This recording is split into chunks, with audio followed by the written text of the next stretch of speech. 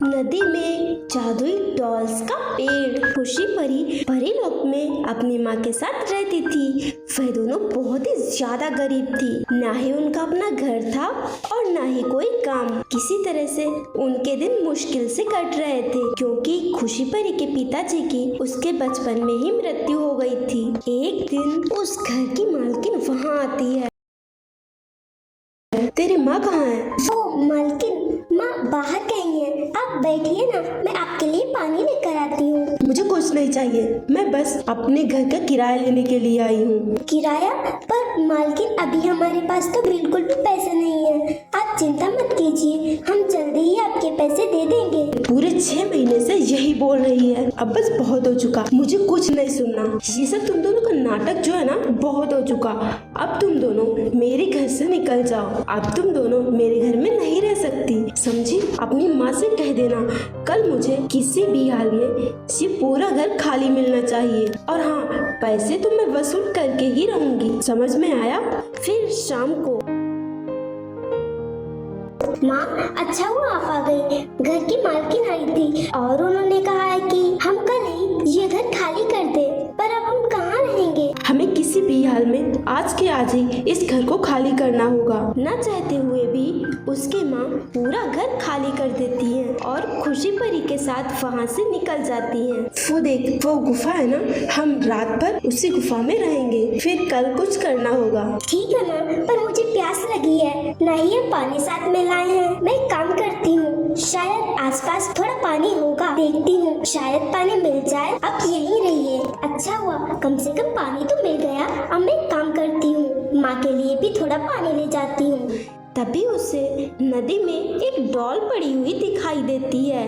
अरे ये क्या, ये किसकी डॉल हो सकती है? एक काम करती हूँ, मैं इसे लेकर जाती हूँ। फिर खुशी परी वह डॉल उठा लेती है और गुफा की तरफ चली जाती है। अरे बेटी, ये किसकी डॉल है? माँ, ये मुझे नदी में पानी में पड़ी हुई मिली, इसीलिए मैं इसे उठाकर ले आई।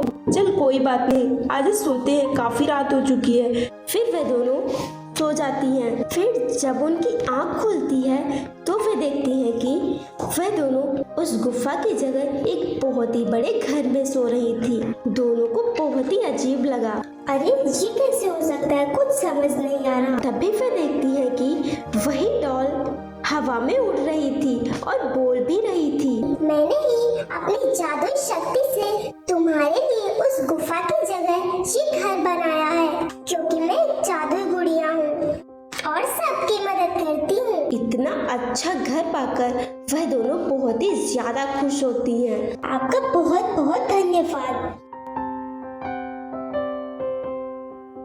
सो फ्रेंड्स, अगर आपको ये कहानी अच्छी लगी हो तो वीडियो को लाइक कीजिए और चैनल को सब्सक्राइब कीजिए।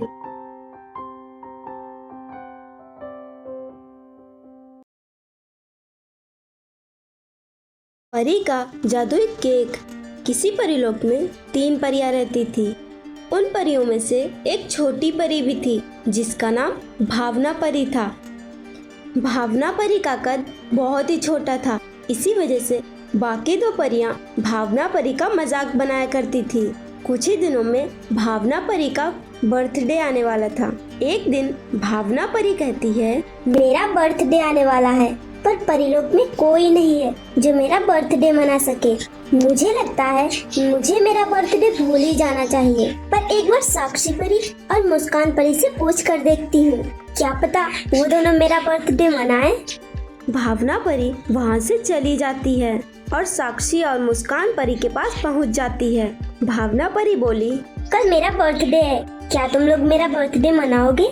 मुस्कान परी बोली, तुम्हें सच में लगता है कि हम तुम्हारा बर्थडे मनाएंगे?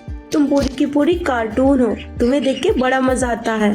तुम हमारे जितनी हो, फिर भी तुम्हारा कद कितना छोटा है। अब हमारा मुंह क्या देख रही हो? जाओ यहाँ से, हम तुम्हारी तरह हमेशा खाली नहीं बैठे रहते हैं। भावना परी वहाँ से चली जाती है।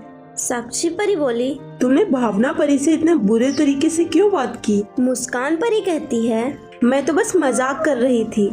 वैसे हम कल भावना परी का बर्थडे मनाएंगे और सरप्राइज पार्टी भी रखेंगे। वो कितनी खुश होगी ना। साक्षी परी बोली, हाँ ठीक है, चलो पार्टी की तैयारियाँ करते हैं। मुस्कान परी और साक्षी परी वहाँ से चली जाती हैं। इधर भावना परी परीलोक में आकर कहती है, मुझे इस परीलोक से चले जाना चाहिए। इस परीलोक में कोई भी मुझे पसंद नहीं करता। इधर दोनों परियां पार्टी की तैयारियां कर रही थी।